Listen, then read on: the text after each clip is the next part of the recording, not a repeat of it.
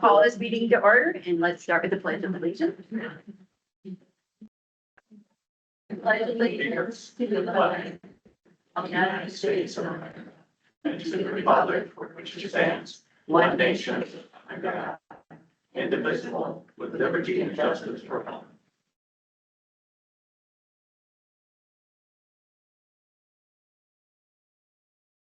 I'll call the roll. Kimberly. Here. Glenn. Here. Jessica. Here. Here. All right. Mark. Here. Crystal. Here. Gail. Here. Beth. Here. I'm here. Marcia. Here. Jane. Here. Deb. Here. And Karen, I got a text just a minute ago. What did it say? I think it was some, oops. I'm working tonight and I won't be able to make it. Okay. He's absent. Let's take a minute and welcome Marcia to our board. And if there was anything you wanted to just quick share about yourself or you. I'm Marcia. I'm a lifelong resident of Allegan County. I'm passionate about the services that you offer because I have an adult son who is special needs and he would not be able to live independently without the services that this organization has provided for him. So I am very passionate about what you guys do. Welcome. Welcome. Okay. Is there anyone in the public who wishes to address the board on agenda items tonight? See any? But not even that, actually don't even know. Yeah, okay, good. There'll be another opportunity later, and I always say this, staff, you are public. So if you ever have to want to say something to the board, this later is your opportunity. All right, does anyone wish to add or change the agenda? If not, may I have a motion to approve the agenda as presented? Make a motion to approve the agenda as presented. Support? Support. Support, Jessica. Okay. Any discussion? All in favor say yes. Yes. Opposed? Motion carries. Does anyone wish to remove any of the items under the consent agenda in order to discuss them individually? If not, may I have a motion to approve all the items on the consent agenda? Make that motion. Glenn? Yeah. Support? Support. Crystal? Okay. Any discussion? All in favor say yes. Yes. Opposed? Carried. Okay. Program committee, Jane, will you please give us your report from today's meeting? Yes, we had various people present on the peer support and recovery coaching. First, we had Jessica. She is from Children's Support. She supports those between the ages of 13 and 26 years old. She meets with them 1 hour per week, typically depending on their needs. And then next we had Karis, who is Parent Support Partners. She receives her referrals from primarily wraparound and primary care providers. Many of her clients are on probation or have IEPs, and she assists them in helping to understand the system. Then next we had Eric, who is a crisis peer support. He supports individuals through lived experiences.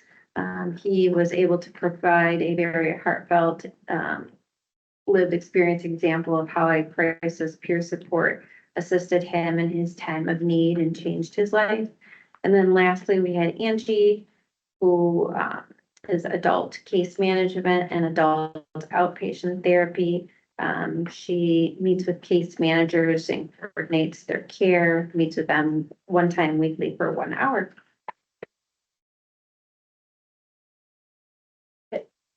That is it. There was a report here on the customer service.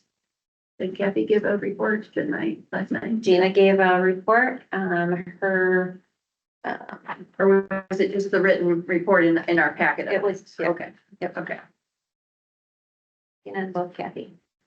okay. Any questions for Jane? Yeah, thank you. Beth, will you please give us a report from today's finance? I'll try. Yeah. So, okay, starting over on page 5. Just off the top, basically, Andre, said it was a wash, rinse, and repeat month again, so steady as she goes.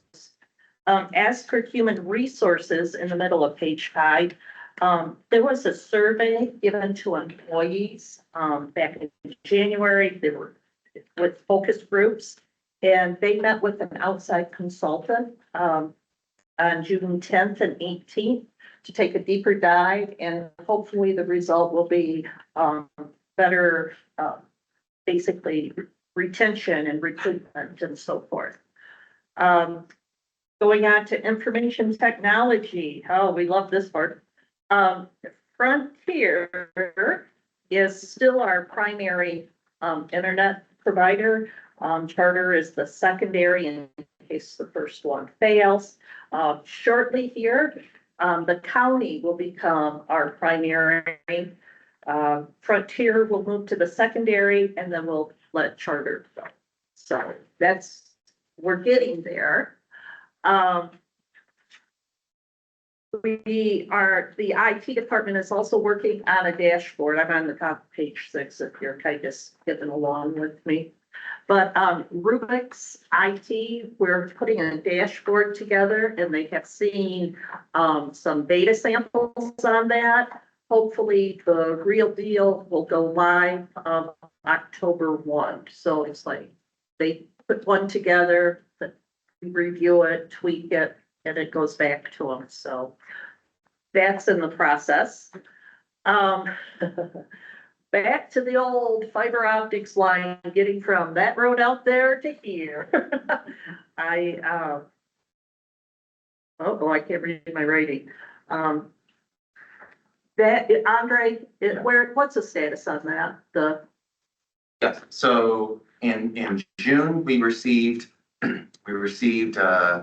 definitive input from MDOT telling us, no, you're not going to run it that way. It needs to come from an approved signal provider.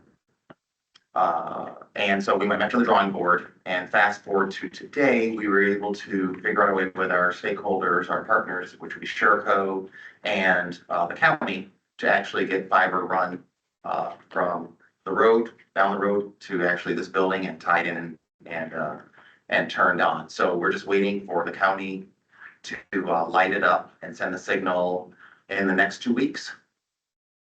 So we're in a good position, but this is just a recount of how we got there. So June, we were not there. We were back at square one basically in June, unfortunately, but we were able to figure things out and get creative. Yeah. And usually we don't go to personal comments from a committee, but Mark did praise Andre on just being tenacious and getting this done. So just wanted to acknowledge what was said about Andre. The MAT room, the medical assisted treatment room. The good news is that they had a kickoff meeting and 20 general contractors were there, which means we put it out to bid, and high competition always gives a good solid bidding process. So that was nice to see. Moving on to page 7. Okay, I gotta get another piece. We're gonna pay the bills and so forth. The finance committee met and recommends the approval of paying the July disbursements. So I move that the OnPoint board approve the July 2025 disbursements totaling $4,320,586.60. Do I have support for that motion? Second. Any discussion? If it's money, we do this. Okay, Kim, Yes. Glenn, Yes. Jessica, Yes. Mark, Yes. Crystal, Yes. Gail, Yes. Beth, Yes. say yes. Marcia, Yes. Jane, Yes. Deb, Yes. motion passes. Okay, moving on to page 8. The Finance Committee met and recommends the approval of the following providers. So I move that the OnPoint Board approve the following list of provider contracts for fiscal year 2025. Support for that motion. Forward. Perfect, Glenn. Discussion? Oh, Dallas. Yes. I'd like to make a motion that the Windsor Pole is not the one that's across the street, but the one up in Holland. And they provided whole different, supports and services, but they're based in Holland, not the, home across the street. Glad you made that clarification. Any other discussion? Right? Deb, Yes. Jane, Yes. Marcia, Yes. I say yes. Beth, Yes. Gail, Yes. Crystal, Yes. Mark, Yes. Jessica, Yes. Glenn, Yes. Kim, Yes. motion passes. Okay. All right, one more on page 9 here. The Finance Committee met and recommends the approval to authorize the Chief Executive Officer to sign the general fund contract with MDHHS. So I move that the board authorize the Chief Executive Officer to sign the fiscal year 2026 general fund contract with the Michigan Department of Health and Human Services on behalf of OnPoint, doing business as Allegan County Community Mental Health Authority, including any subsequent non-substantial amendments or extensions to the agreement which may be offered by the department. Any support for that motion? Second. Support by Crystal? Okay. Okay. Gail, Yes. Beth, Yes. I say yes. Marcia, Yes. Jane, Yes. Deb, Yes. Kim, Yes. Glenn, Yes. Jessica, Yes. Mark, Yes. and Crystal. Yeah. Motion passes. Okay, moving on to the financials for this month. They're widely ran over, and I apologize for that. We went over the monthly financials that we normally do, some investments that we have made financially, and then the upcoming new fiscal year budget. So we got a little bit extra tonight. But starting on page 12 with the revenue and expense through June 30th. If you go over to the far right column, in that first total of 130,700, we are looking at sending that back to the LRB. And then down in the general fund, the far bottom right corner of 106,000 roughly, that we plan on sending that back to the state. One number above that, that 215,600 and some, that was a good month for the CCBHC on that. So that's good. One little note, we've been watching the daily visits of the CCBHC to get them on budget. for the month of June, they were only 22 short of what they needed. So once again, Gina, good job. Gina et al. Yeah. and definitely takes credit for it. Yes. Moving on to page 13, I really, the cash and cash equivalents, it's sitting at roughly that 6,000,003. That's because some of it is from the 5.2 is because we do have to send the money back to the LRE and to the state. We are low on the prepaid items just simply because we haven't fully expensed them out. Did I say that right? We did expense. Yes, fully expensed. That's right. I did the wrong way. Yeah. I went back to school yesterday, so I kind of look right now. Yes. Yes. Okay, going down to the liabilities, we had a cost settlement of about 450,000. So due to the other governmental units, it went down to that 1.9 because, as Andre said, we cost settled for the year 2022, just a few years back. So, unrestricted though, one of the favorite numbers of the report on the bottom, there's about 2.6 million that is unrestricted. Okay, and that leads into the investments in a few minutes. Moving on to page 14. We are through June 30th. That's 75% of the year. Okay. 9 months. Oh, yeah. It's the second day of school.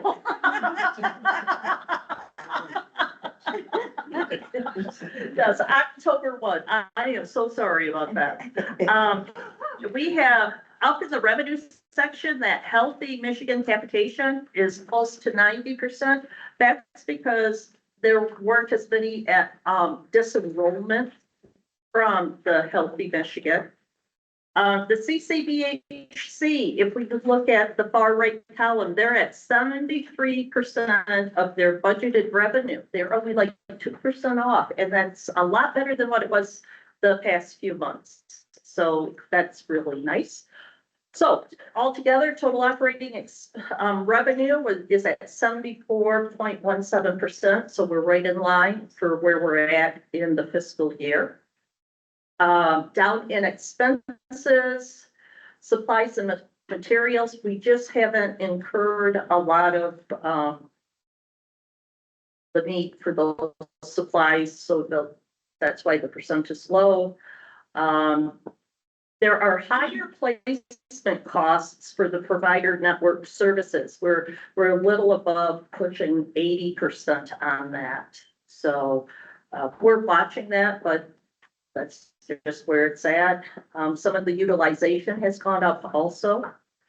And then last month, we talked about cleaning the air ducts and the carpet and doing a deeper clean, and that popped up that occupancy over, up to 83%. So overall, the operating expenses are at 73.4%, roughly, 0.66% under our revenue. So that's really good. Change in net position, year to date through June is 421,660, which is nice. The other two comments I'll make to wrap this up is that of the 2,678,000 and some change, they made some financial investments, and they're very secure and doing well for the first month. Well, it's not even a month. We just started that. And then the other piece is that we looked at the first draft of the fiscal year that starts October 1. for the year 2026, and it looks solid, but there's gonna be some revisions and so forth before it's finalized. So that's it. And what I heard was that part of what the question mark is, we still don't know what the state rate is going to be, and that will be critical. Yep. The three things, to Alice's point, the three things that, really can move a budget is the state capitation rate, the cost of health benefits for the organization, and, you know, the revenue projections from the LRE. Correct? So, but other than that, it was a very informative meeting. Good job. Any questions for Beth? Okay, you don't have to say that. Okay, I'll just wait and move on. Okay. Sounds good. All right. Glenn, you didn't have a recipient rights committee meeting today, but was there anything to report? There was nothing new to report. Kelsey, nothing new? Okay. All right, I think I saw Stephanie here. Yeah, come on up.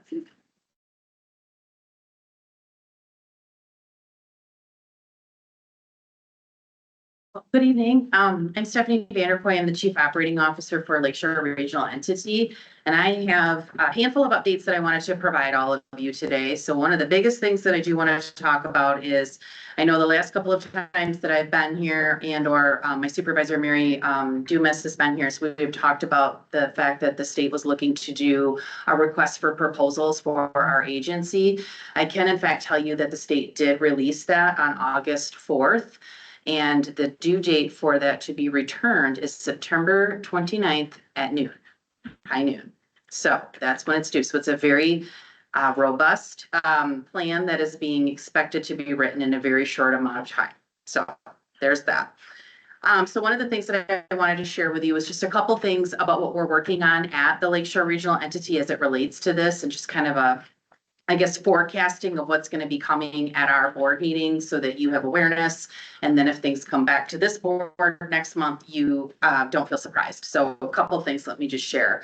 So one of the things with this is that there are still strategies occurring from the Community Mental Health Board Association, which would be to still advocate to attempt to either slow this process down or potentially eliminate it. I will say it that way. So there is still advocacy occurring. The second item that also we're looking at Lakeshore Regional Entity across with the Board Association is litigation. So there's definitely some conversations happening regarding that to, again, potentially slow this down or stop it in its tracks altogether. And then the last item is an item that's a little bit unusual that I want to share with you tonight, is to take a look at I think we've shared with you before the map of what Michigan, how they want it to look, which would be 3 areas. So if you kind of picture the region that we would be in, they're referring to it as the central region, and it is 44 counties, 34 CMHs. It would be to form an Urban Cooperation Act, which would allow you to create an entity that could write for this. So I should probably back up a moment and share when the state gave us information in February, and then they did it again on Memorial Day weekend. I will vividly remember that because it ruined everybody's weekend. They had indicated in their information that PHPs that are currently exist would not be able to apply. However, when we actually got the RFP that dropped on August 4th, we can apply. But what will happen is the way that it's written is you have to have that entire central county. We couldn't just cherry pick and say, well, we're just going to write for our 7 counties or randomly include a county to the south of us. It has to be all or nothing.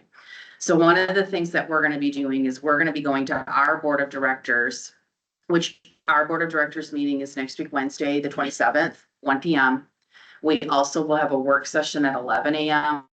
2 things will be covered at that work session: compliance. I promise it won't be boring. We're going to play Jeopardy. So just highlight there for you in the event you want to show up for that. But second, what we're going to do is we're going to walk through in great depth the RFP so that our board members know what is being asked and what the documents are that the state has populated out there for us to review. With that, though, what we're going to be doing at the Board of Directors meeting is seeking permission from our board to indeed have a conversation about us looking into working with our other 4 PIHPs in this new region to indeed form this Urban Cooperation Act. The way our bylaws are written for LRE is that it has to be a unanimous vote, which means all of our CMH boards would have to approve of this. So I am not coming to you tonight with that ask. That is something that obviously we will go to our board of directors first to get indeed approval from them. And if they approve it, then we would be going to our CMH directors to determine if they would like to bring that to their respective board of directors. In this case, all of you awesome people. So just wanted to let you know, that's just a little forecasting of what we're looking to do. I will just be totally transparent. It's a long shot to get 44 counties to agree. We can barely get our 7 counties to agree. So this is a long shot, but we are definitely going to try this. We owe it to our region and we owe it to the consumers and we owe it to ourselves. So we're going to try this. The other item that I wanted to mention as well with this is we, with this Urban Cooperation Act, we are definitely running this past our legal team to make sure that we are doing this correctly, getting all of our language correct. But this might sound somewhat familiar to you because we do have this set up similarly with the intergovernmental agreement that we have for our Oversight Policy Board. So if this sounds a little bit familiar to you, that's how that group got started as well. And speaking of Oversight Policy Board, our next meeting will be September 17th at 4 p.m. That would be the meeting that we would then bring fiscal year 26 budget for Public Act 2 or PA $2, liquor tax dollars. We will be bringing a motion for reserve funds as well as current funds for fiscal year 26 as well. So that will be a very important meeting for our members to attend as it helps us set us up for success for fiscal year 26. And then the last thing that I will just share with you is that we are eagerly awaiting our report from Health Services Advisory Group. That's the external auditors that we have come into Lakeshore Regional Entity. They were with us on June 25th. We are to have our report basically Labor Day weekend. That's when they promised us that Friday right before the weekend. We should get a copy of our report. And then from there, the next steps are we review it. And then we start doing any corrective action plans or recommendations that they need. And so those may be some asks we may have of our CMHs, or if there are things that we can handle internally, we will of course tackle that. So just want to let you know a lot is going on right now. And I will pause there and say I'm completed with my report. If you guys have any questions. Any questions for Stephanie?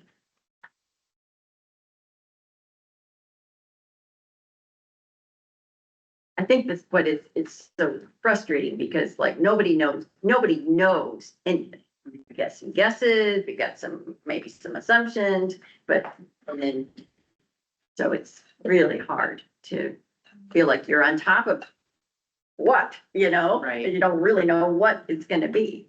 So, okay. Well, thank you. All right, thank you.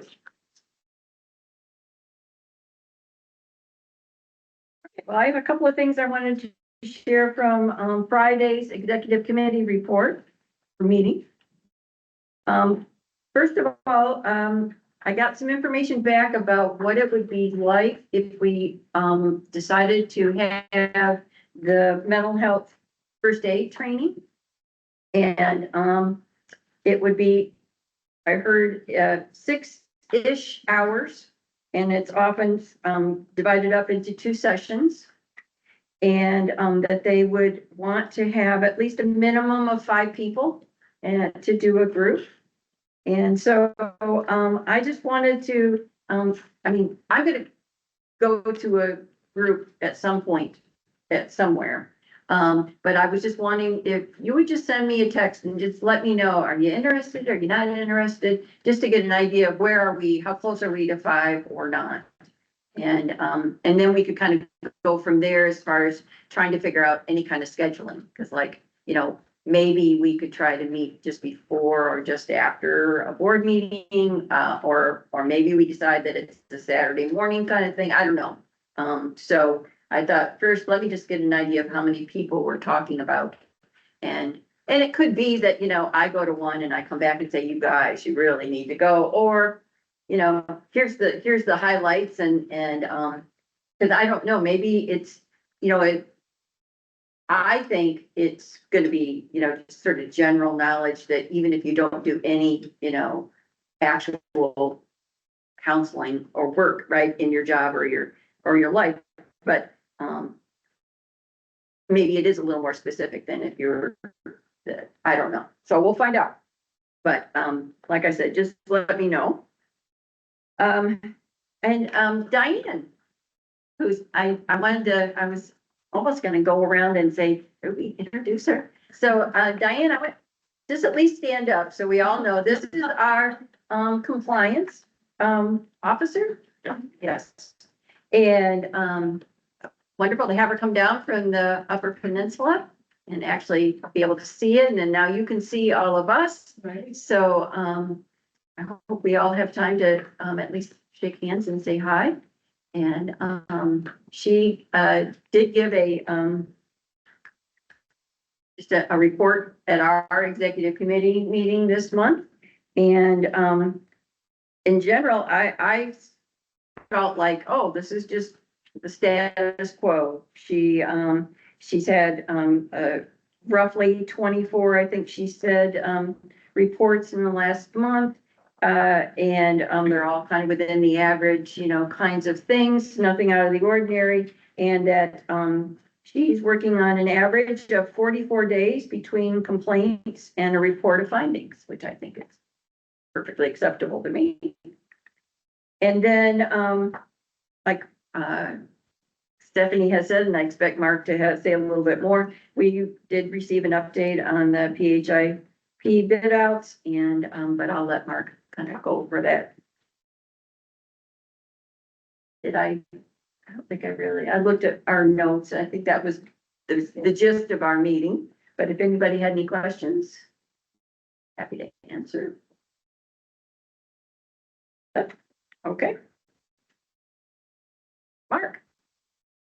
I'll move over just so I can see first. Thank you for taking a minute to introduce Diane. Just really delighted. I hadn't met her in person until this morning. Oh, it was time. So I got a kidder that's you're talking about Zoom. But anyway, just really good to have you here. And yeah, it's a good day that way. There's a lot of, I think Stephanie for being here in person too. She spent much of the day with us here in the office as well. So just really good to have this in-person kind of work and the way we do it. Wanted to just run over a few things that are in my report and then color outside the lines a little bit. I said I would give you more of a detailed update on the PHP item. So let me do that. First of all, just on the budget, the Finance Committee, as you heard, reported out, began to work a little bit on estimating carefully what is our track record, what is accomplishable for us, not only this year, but thinking into next year. The budget for next year, given all the uncertainty at the federal level and even the lack of a budget at the state level right now, I don't know how schools are doing what they're doing, but anyway, they usually have it done by July 1, so they have some sense of what's coming, but not this year. A lot of us are living in a land of uncertainty. And if you think about what the CCBHC program has done for us, is it's moved us as a public organization and the mental health system more into, I'll say, the kinds of normal world that private and nonprofit organizations live in all the time, which is having to earn your revenue through the activities you do. And that's all good, but it creates a new kind of wrinkle in an organization that has to blend that with the capitated contract services that spread the money over the amount of people that were responsible for the community, whether they show up or not. So that mixture is a challenge. But the budget you will receive next month, that we will have a public hearing for, will be in fact a pretty carefully constructed budget that estimates very carefully what it is that we can do based on the data that we see today and that we can commit to for the future. I want to thank Dr. Kerber for her ability to work with our managers and supervisors to begin to put together very, very carefully thought through commitments of what it is going to take for our staff to be able to hit certain performance targets. And we'll be monitoring that, of course, throughout the year. Not to do this in some sort of a mercenary way. It says, work harder. It's more about how can we support you to do the work that you're going to be wanting to do at a level that you need to do it, at a level that we can have the goals and the objectives that we've identified through our budget meet those.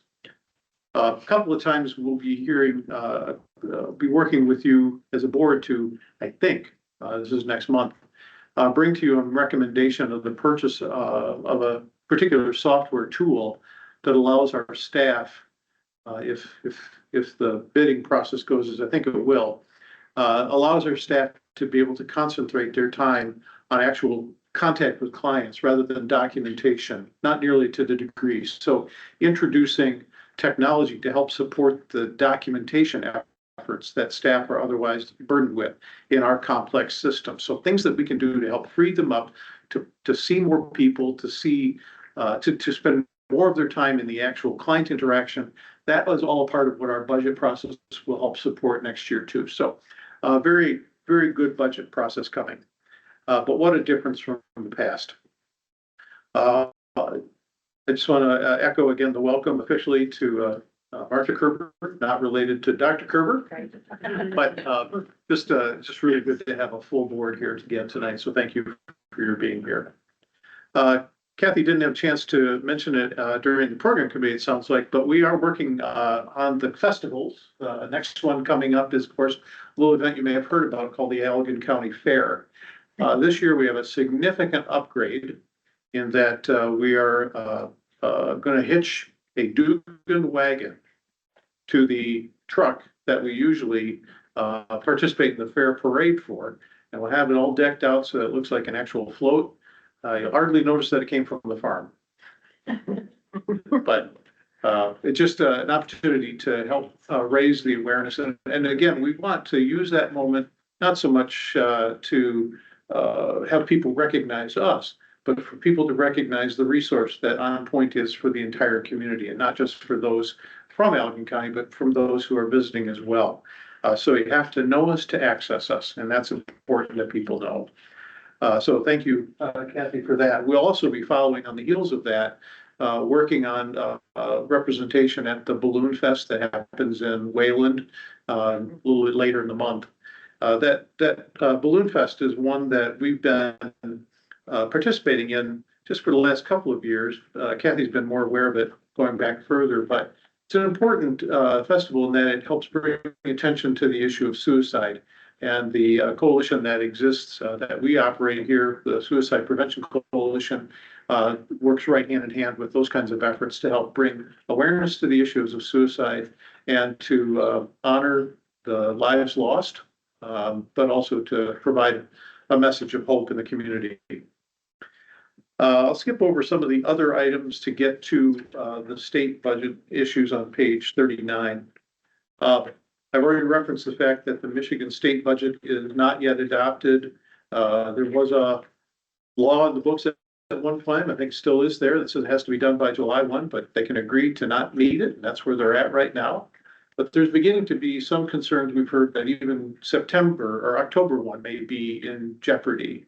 And if that happens, then the period of time between October 1 and whenever a budget is adopted would be considered a shutdown within the state. And that's much more concerning to me than it is than when we even hear about federal shutdowns, because that is a place where real havoc can happen in the work that goes on and puts us in risk in terms of the funding for the areas that require that funding.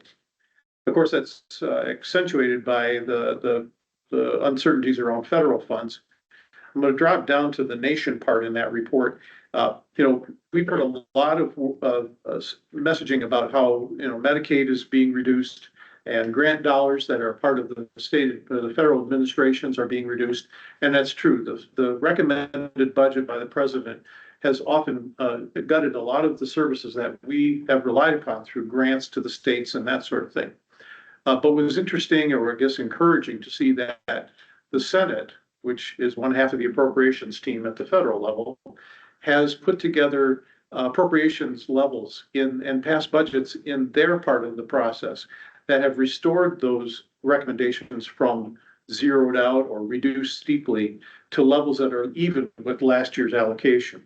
So we know that the Senate is wanting to see funding continue at a level amount. And I gave you the examples of these, and these are nationwide numbers. Of course, the House has yet to do its work, and the president, of course, will have to sign this.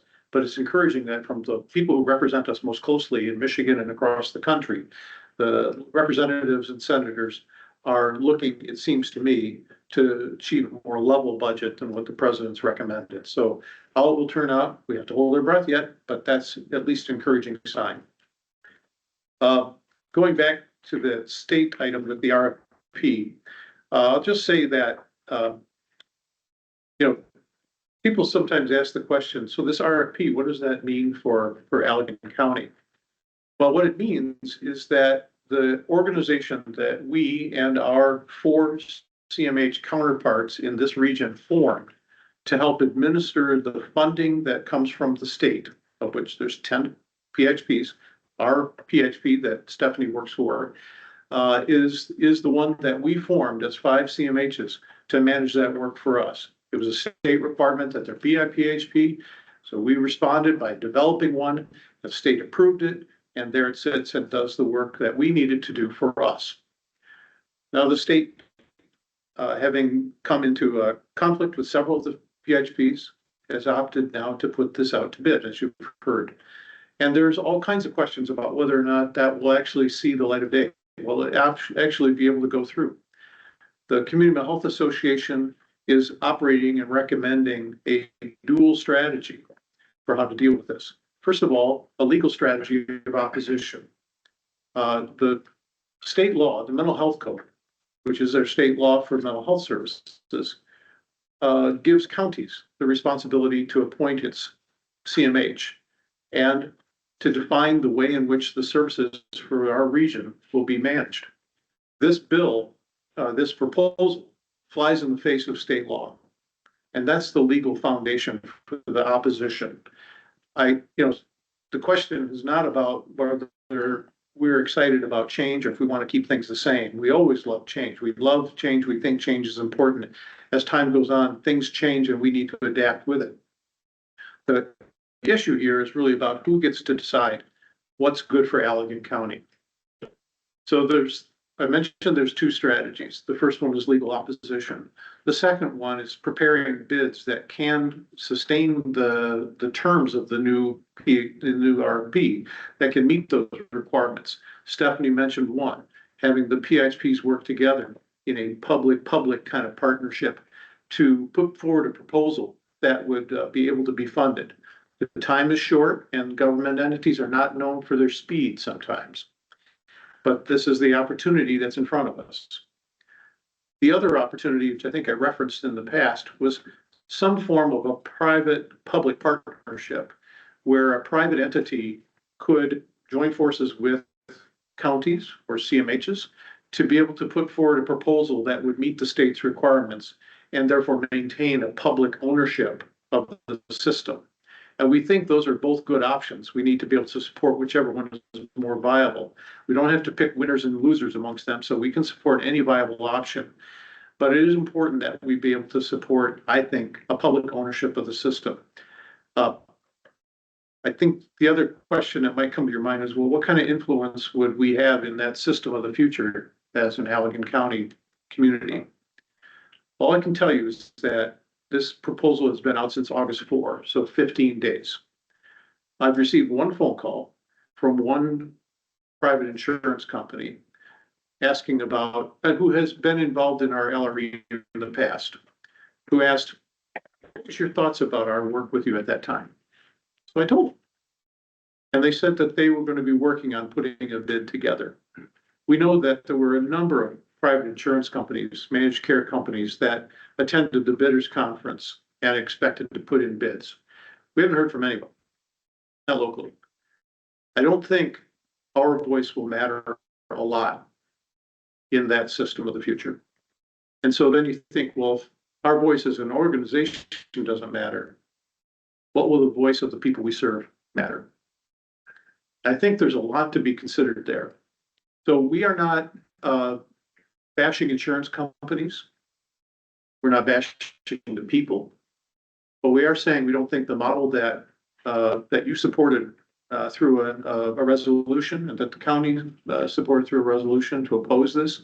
We don't think it's right for Allegan County. We don't think it's right for any county. So we hope that the legal strategy is successful. We won't know for sure, obviously, for a while, but it's there is optimism related to the legal principles on which that's founded. And we will work sort of in a unbelievably parallel track to do what we can to support the RFP through a bid. We hope it won't come to that. So with that, I think the only other thing that I'd want to point out is that the other federal policy items we mentioned about the concern at the bottom of page 39 going on to page 40 about the White House executive order on homelessness.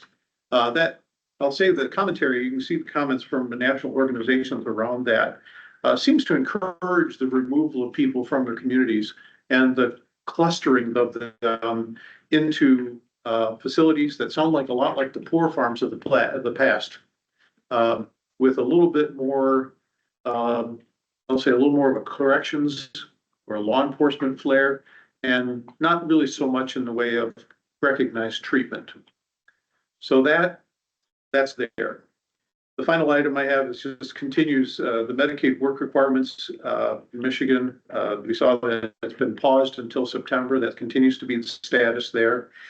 And that's what we know for the moment. I wish I could predict for you how all of this will turn out. I can't do that, but I can certainly keep you posted on where things are at. And so as of today, that's where things are at. So, Madam Chairperson, I'll certainly entertain questions you might have. Any questions for Mark? No? Thank you, Mark.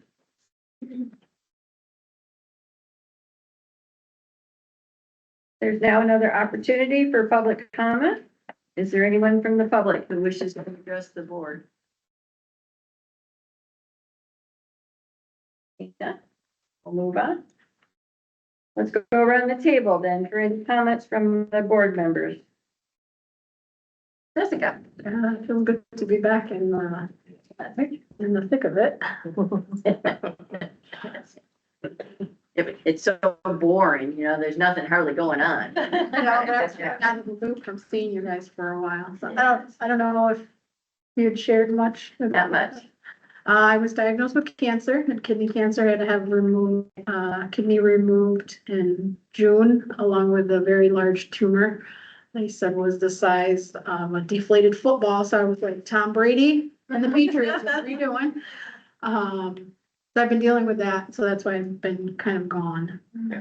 So now Good to have you back. so now I'm on to the next steps and we're waiting to see what happens with that. But Alice, I've been keeping up with her. Good to be back. See everybody in person. Thank you. Yeah, anything you want to share? No, just so third of what I thought. Glad to hear back. Okay. Glad to have you back, Jessica. One of the things that I found in one of my farm magazines is what I handed out to you, the Coffee Break Project. It is a Colorado's thought to help support people that are isolated and under stress from suicide prevention. It's very revenue friendly, as you might say. This is community based, can go ahead and really be developed in towns and in our own neighborhoods. So I was thinking that if I got this out to everybody, that maybe we can go and foster some support for groups like that across the county, to really start looking at and talking to each other, especially in our agricultural regions. about supporting each other and looking out for signs and making sure that we don't have the tragedies that this article alludes to that happened in Colorado.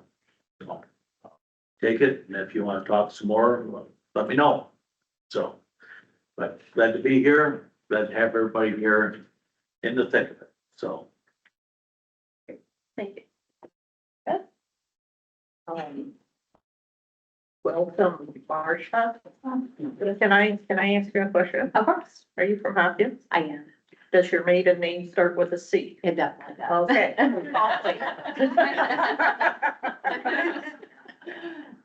I think you were 2 years behind me or so. That's possible. Yeah.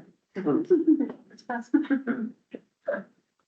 Great. Glenn. Welcome to Marcia, and glad to have Jessica back. See you next month for rec. Echo the same comments, and I appreciate Mark bringing up the hot air balloon suicide awareness event in Wayland. My sister committed suicide July of 1989, and at that time purchased a Korean spice verbinum bush and planted it at my house. I sold my house in 1994. And there's been 3 other owners, but this past weekend, I was invited back to my house for a little block party. And the current owners surprised me with the fact that they had a plaque made in honor of my sister. The bush is now, instead of a little bush, it's 7 feet tall.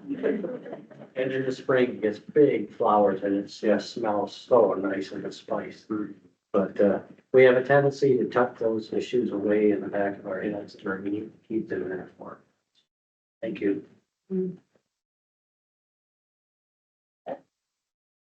Thank all of you for all the hard work you do.